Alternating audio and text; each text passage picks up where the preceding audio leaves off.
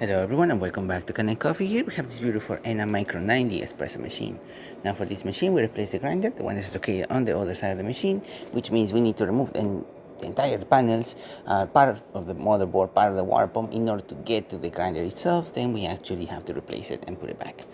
We also did a tune-up on this machine, which we focus on this left side of the machine, removing the brew unit, servicing it, making sure that the gaskets were in good condition, replacing as needed, and lubricating the brew unit itself.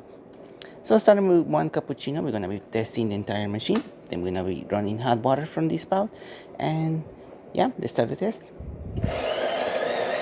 Now we're using our hose. This is not the hose of the machine, so I will have to hold it right here in order to siphon the milk cleaning that we have on the other side.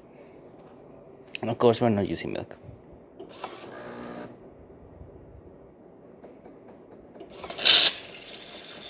As you can see, nice steady stream coming out of the spouts. That's exactly what you want to see. And if we remove it, we get to see the steam coming out of the machine. Like I said, this is not the hose for this machine, but we'll still be able to test it, the steamer.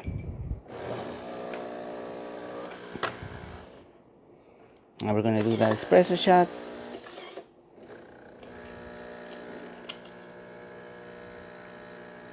Nice steady stream coming out of the spouts, excellent color as well.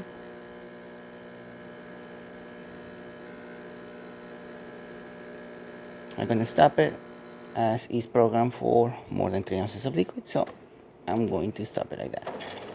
But as you can see, we have a nice shot of espresso coming out of this machine. Good color, good cream on the top, working excellent.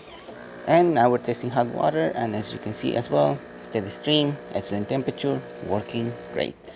So there you have it, Jura Ena Micro 90 working once again and ready to brew. Thank you so much for preparing Kanen Coffee.